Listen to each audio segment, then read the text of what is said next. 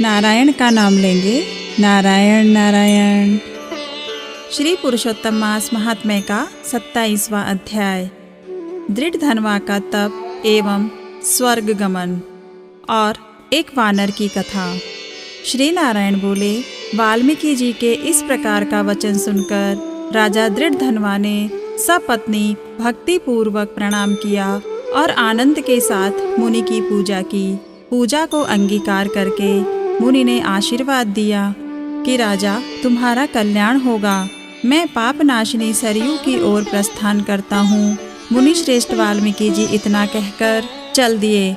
राजा वाल्मीकि जी को सीमा तक पहुँचाकर घर लौटने पर पत्नी से बोले, हे सुंदरी, यह संसार असार है। गंधर्व नगर के समान राग, द्वेष आदि 6 शत्रुओं का इसमें निवास है। इसमें मनुष्य क्या सुख पाता है? कृमि, विष्ठा, वात, कफ, मूत्र आदि सहित भस्म होने वाली इस देह में क्या रखा है? मैं अप्राप्य वस्तु को पाने के लिए वन गमन करूँगा और वहीं पुरुषोत्तम का स्मरण करूँगा। पत्नी ने पति के ऐसे वचन सुनकर पतिव्रता साध्वी गुण वाली सुंदरी विनयपूर्वक हाथ जोड़कर बोली, हे भूपति, आपके साथ मैं भी चलती हूँ। पतिव्रता स्त्री का देवता तो पति ही होता है। प्रिया के ऐसे वचन सुनकर राजा अपने पुत्र को राज्याधिकारी बनाकर पत्नी सहित वन को चल दिए। वे दोनों हिमाचल के समीप गंगा तट पर जा पहुँचे। पुरुषोत्तम मास प्रारंभ होने पर वे तीनों काल स्नान आदि करते रहे। हे नारद, पुरुषोत्तम भगवान का स्मरण करते हुए वे दोनों तप करने लगे। पतिव्रता रानी राजा की सेवा में प्रस्तुत रही। इस प्रकार तपस्या करते हुए उन्होंने पुरुषोत्तम मास बिता दिया। व्रत संपूर्ण होने पर छोटी छोटी बजती हुई घंटियों से सुशोभित एक विमान वहां उतरा। उसमें पुण्यशील सुशील हरि के गण विराजमान थे। राजा रानी को दोनों गणों ने नमस्कार किया और फिर दोनों को आदर सहित विमान में बिठा लिया। इस तरह रानी सहित राजा ने नवीन शरीर धारण कर गोलोक को प्रस्थान किया, जहाँ पुरुषोत्तम भगवान के इस लोक में श्री हरि के समीप रहकर निर्भय होकर आनंद पूर्वक निवास करने लगे। श्री नारायण कहने लगे, हे नारद, मैं अपनी एक जिह्वा से पुरुषोत्तम की महिमा का बखान कैसे कर सकता हूँ? इस पृथ्वी पर इसके समान दूसरा कोई मास है ही नहीं। सहस्त्र जन्म तप करने से भी ऐसा सुफल नहीं मिलता जैसा कि पुरुषोत्तम मास में व्रत रखने पर मिलता है। भूले बिसरे में उपवास, स्नान, दान और जप करने से जिस प्रकार उस वानर के केवल 3 रात्रि के स्नान मात्र से कोटि कोटि पापों का नाश हो गया, उसी प्रकार कोटि जन्मों के पापों का शमन हो जाता है। यह सब मासों में पुरुषोत्तम मास श्रेष्ठ है।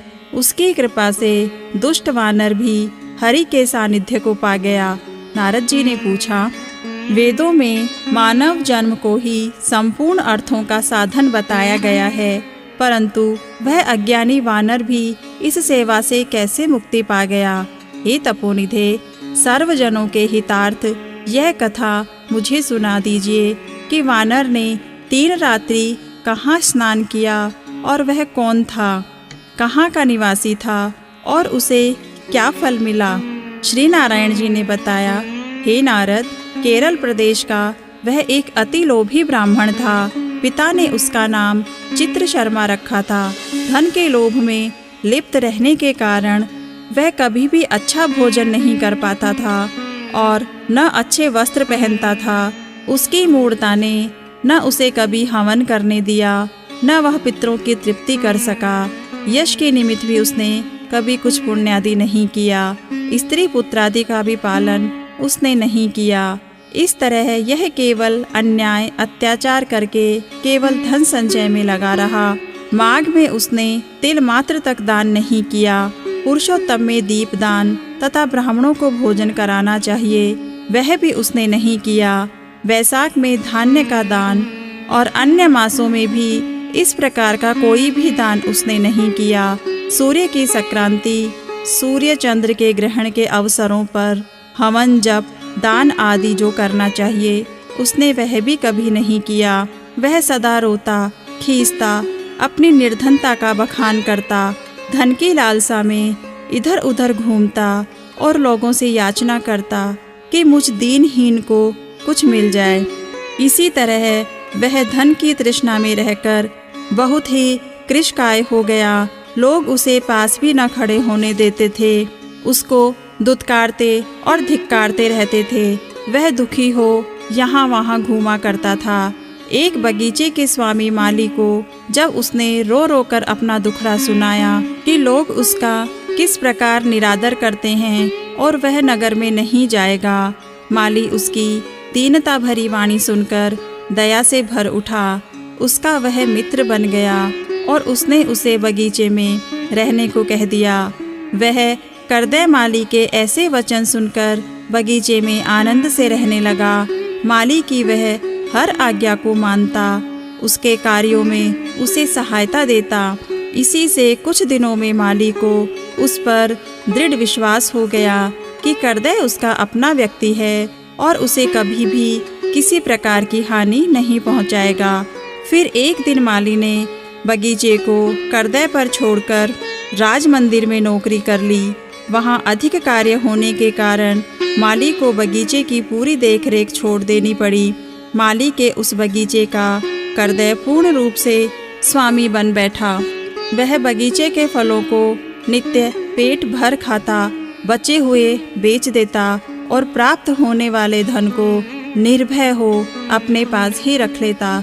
बगीचे का स्वामी जब भी उससे आकर बिक्री प्राप्त होने वाले धन के विषय में पूछता तो वह असत्य बोलकर कहता, हे भैया, मैं तो नगर में भिक्षा मांगकर गुजर करता हूँ। बगीचे के फलों की रखवाली करते करते परेशान हो गया, लेकिन पक्षी सारे फलों को खा जाते हैं। करदय की बात पर विश्वास करके वह माली लौट जाता।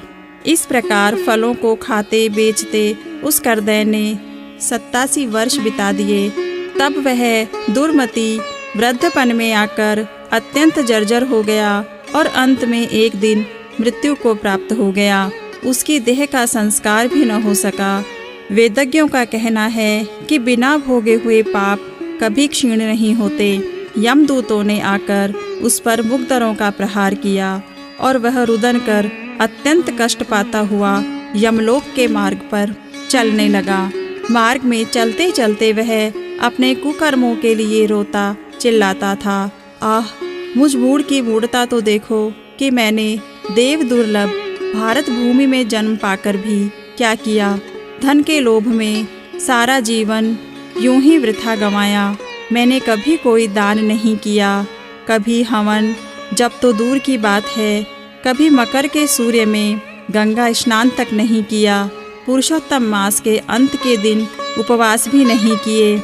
मैंने धन के लोभ में पड़कर अपनी देह को भी नहीं सुधारा।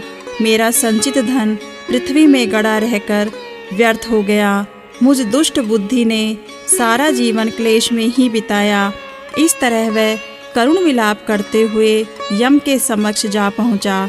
उसे देखकर चित्रगुप्त अशुभ कर्मों के लेखों को देखते हुए धर्मराज से बोले, इस करदय ने ब्राह्मण होकर अधर्म कार्य किए हैं। धन के लालच में कभी कोई शुभ कार्य नहीं किया और इसके विपरीत बगीचे में रहकर इसने अनेकों कुकर्म किए हैं। बगीचे के स्वामी के साथ विश्वासघात कर उसके फलों को खाया और बिक्री कर उसका धन उसे नहीं दिया। इस तरह इसने चोरी का पाप किया है। इसने अपनी साध्वी पत्नी, पुत्र, पुत्री, जमाता, भाई आदि किसी को भी संतुष्ट नहीं किया। इसने लोभवश हो कभी अच्छा खाया पिया तक नहीं, अच्छे वस्त्र तक नहीं पहने। इसके 2 पाप अति जघन्य हैं। श्री नारायण बोले, हे नारद, चित्रगुप्त के ऐसे वचन सुनकर धर्मराज अत्यंत क्रोधित हुए। उन्होंने कहा कि पहले इसे सहस्त्र जन्म तक वानर योनि में रखो, तत्पश्चात इसे विश्वासघात करने का भी फल मिलेगा। श्री पुरुषोत्तम मास महात्म्य का 27वां अध्याय यहीं समाप्त होता है। नारायण का नाम लेंगे। नारायण नारायण।